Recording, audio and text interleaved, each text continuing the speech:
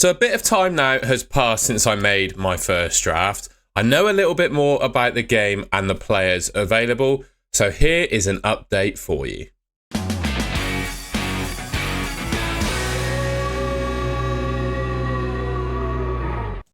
Alright, I'll just go quickly through my chip strategy and booster strategy again, and I'll be honest, I don't think this is going to change, to be honest. Looking at a wild card in match day 3, I'm targeting teams with, well, I'd say easy groups that you'd expect to be through at that point in time where, you know, their teams could get away with rotating. So I'm picking the best players from the best teams. They're probably going to rotate in match day 3. Makes sense to wildcard then. In terms of the 12th man chip, I'm keeping my options open, basically. I'm still relatively flexible about what I'm doing here, but I am leaning towards using it in match day 1, and that's because of how the maximum captain works. Purely because Kane plays Auckland City in match day 1, right? I think Kane, across the entire group stage, Kane against Auckland City in match day 1 is the best captaincy shout in the entire game throughout the group stages, right? Whereas the maximum captainship gives you, well, you can use it on a week, basically, and the max scoring player in your team scores your captaincy points, gets double points, right? So you don't actually have to pick your captain yourself. Game does it for you. I think that's best used in match day 2, right? Given that Kane is probably the best captain in the entire game for match day 1. So that kind of aligns to how I'm going to use my chips. Next up then, we've got the groups themselves, right? Now, for me, this is one of the most important and the main deciding factors between some of the players that I'm picking, right? Genuinely, is teams with good groups. And I'm looking at teams here. Porto, they've got a pretty strong group, I would say. PSG with and Atletico in the same group. I'm not too excited about that. Bayern, not bad. Auckland City, obviously, in match day 1. And then they've got Boca Juniors and Benfica too. Chelsea have got a good group. Lyon there are not in the Club World Cup, I believe. It's a case of whether... I think they did something dodgy, basically. Club America and LAFC are playing a playoff game in order to decide who goes into that group. So ignore Lyon, it's Club America or LAFC. But regardless, I think Chelsea are by far and away the strongest team in that group. We've got Inter Milan with Monterrey, Red Diamonds and River Plate in their group. I'd suggest that Inter Milan are the strongest team in that group by a long stretch. The only open question is the Champions League final is tonight. I'm recording this on Saturday morning. How do Inter get on in the Champions League final? If they win, are they going to be on a hangover for the Club World Cup? If they lose, are they going to be in a massive slump? You know, that's the thing. What impact could the fallout of the Champions League, the result of the Champions League final, have on Inter? Then we've got Dortmund, who've got Fluminense, Ulsan, and Sundowns in their group. I'm going to dodge the words that I can't pronounce in the team names. I think Dortmund have got a strong group. Man City and Juventus. I think Man City should do quite well in that group. Then Real Madrid have a pretty decent group as well. But the three teams I'm mainly interested in targeting, right? Chelsea, Inter Milan, sorry, we've got Monterrey in their group, and Dortmund. Those three teams, with the strength of the groups they have, I think I want to be at least doubled up, maybe tripled up on their players. Okay, well, that leads us on quite nicely then to my goalkeepers and my defence, right? I'll talk through the players first and I'll explain why I've got Armani and I'm a little bit worried about Armani and Kobel. So Armani and Kobel is my two goalkeepers. Armani appears to be the cheapest starting goalkeeper in the game.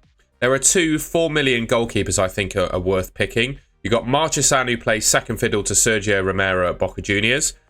But I think Sergio Romero has either been injured or gone out of favour, so Marchessan's played most of the games. And then you've got Armani of River Plate, who has played 24 games and kept 12 clean sheets, which I think he's played more games this season and kept more clean sheets than Marchessan. So for me, he takes the biscuit as... The biscuit's probably the wrong word, but you get what I mean. Takes the biscuit as the best cheap starting goalkeeper, right? So he's in my team. Then I've got Dumfries and DiMarco. Well, Kobel's in there. Obviously, Dortmund have the best group. I think he's going to do good for saves, good for clean sheets. I'm quite excited to have him. Question is, do I go for Sommer instead, who's, you know, Inter's group I really back, but do I really back Inter to the point where I want to pick 3 Inter defenders? I'm not entirely sure. Dumfries and DiMarco, the two wing-backs for Inter, they basically play as wingers. Like I said, I'm still waiting out exactly on how the Champions League final goes and fallout from that game as to whether I pick both of these players. I do think I would imagine I'd go into this tournament with Dumfries at least in my team. You know, the guy is just ridiculous from an attacking perspective, Dumfries. I think he's one of the top scoring defenders I've ever seen in my life, to be honest. Every single major tournament Dumfries is in a major tournament game I see him play, he always has a chance of scoring a goal, right? So I really like Dumfries. DeMarco for the same reason. I would say not quite as much of a goal threat as Dumfries is, but he's still bombing forward on that left side for Inter. Guardiola the same, right? Super attacking for Man City. I was a little bit worried about whether the big teams would play their best players throughout this tournament. But FIFA, I think, have introduced rules, meaning that they kind of have to. They're forced to play their best players. So I don't think there's any risk that Guardiola doesn't play for Man City. And you've got to think he's going to play in that sort of inverted left-back role where he gets forward and looks mega from an attacking perspective. He's obviously good in the air from set pieces and crosses too. Yeah, really like him as an option. Then we've got Francisco Moura, who I'm actually really excited by. So a 4.1 million Porto defender who has played 43 times for Porto this season.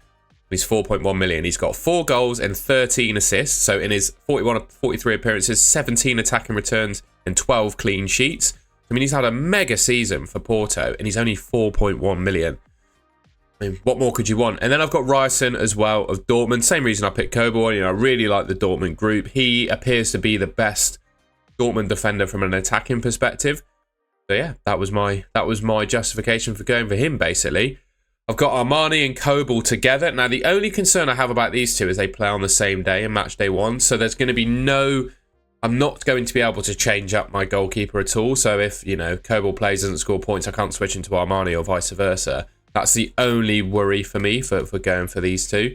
You know, like I said, I could go for Marchesán, the other Boca Juniors goalkeeper. I could end up going for someone like Sommer. I've got plenty in the bank with this team. Could end up going for someone like Sommer.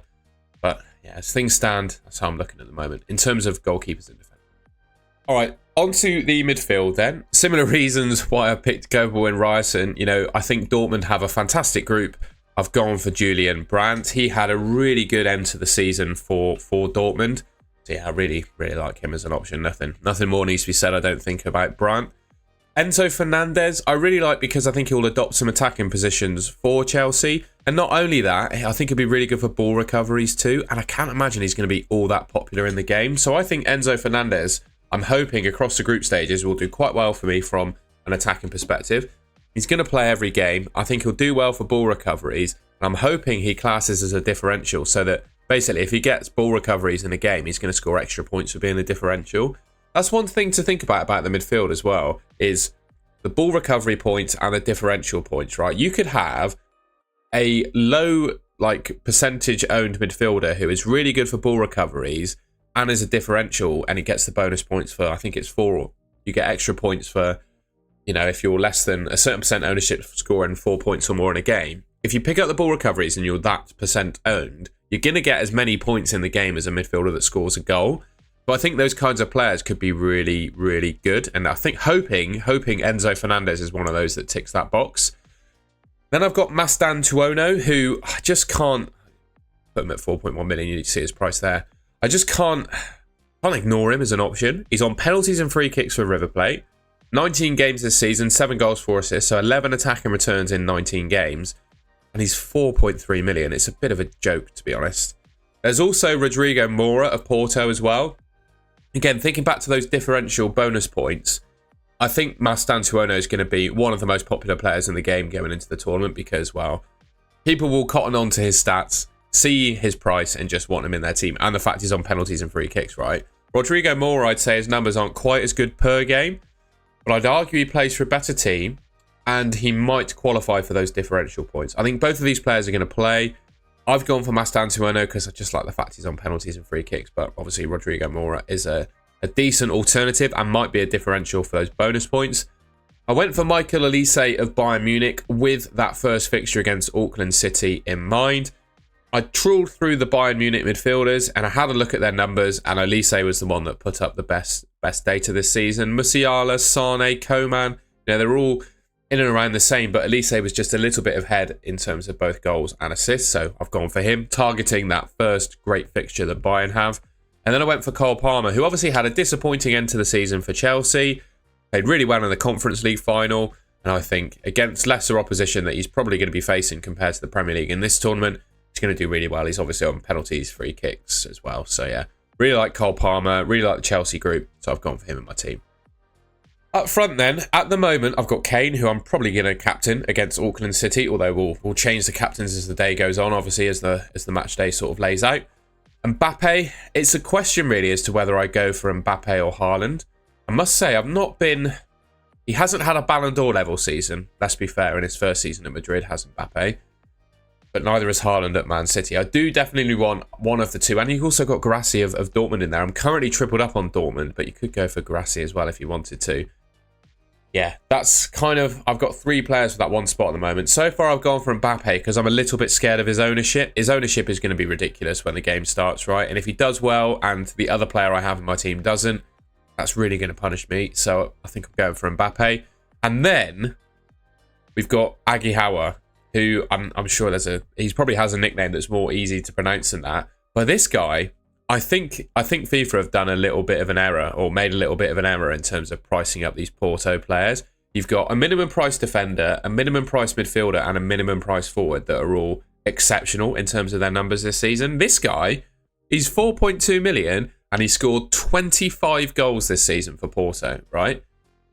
I mean, he's in my team. And when you swap one of your forwards to this guy and save yourself, wow, there's nearly 7 million difference between him and Mbappe, right? And the numbers they put up this season are not too far off one another, right? I know probably this guy's played slightly lower level of competition than Mbappe is, but still, they put up similar numbers and he's 7 million less. The only debate you would have, though, is do you want to pick this guy who's the minimum price forward and allow yourself to pick more expensive midfielders and defenders, or do you want to absolutely maximise your forward spots and pick someone like Guirassy as well, and then you'd have to scrimp and save on other positions? For the time being, I've gone for him because I just think the team looks better when it has strength all round it than just 3 absolute maximally priced and the best forwards. I do think, for example, Guirassy might outscore Agihawa, but at the same time, I think the money saved, the rest of my team will probably outscore the other team I could have picked, if that makes sense. But yeah, as things stand, that's how my draft is looking. All right, well, that's the end of the video. My latest updated draft ahead of the Club World Cup. Like I said, I think there's still a few question marks. One of the main ones, because I've gone for double into defences, exactly how they get on in the Champions League final and where that leaves them as in a squad, in a place as a squad, for the Club World Cup. And obviously, Dumfries or DiMarco could get injured in that game.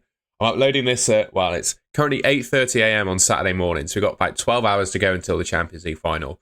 So if you're watching this after the final and one of those players have got injured, then I know, don't worry, I'll be keeping tabs on it. All right, if you enjoyed the video, please leave me a like rating. Let me know in the comments if there's any changes you'd make to that team. Let me know if there's any players you've got that I don't have or haven't even considered picking. Please do let me know. I'm open to, different opinions. And yeah, if you haven't already, want to see more Club World Cup content from me, then please subscribe to the Goal and Goal channel. It should be just there on your screen. Yeah, thank you very much for watching, and I'll catch you in my next video.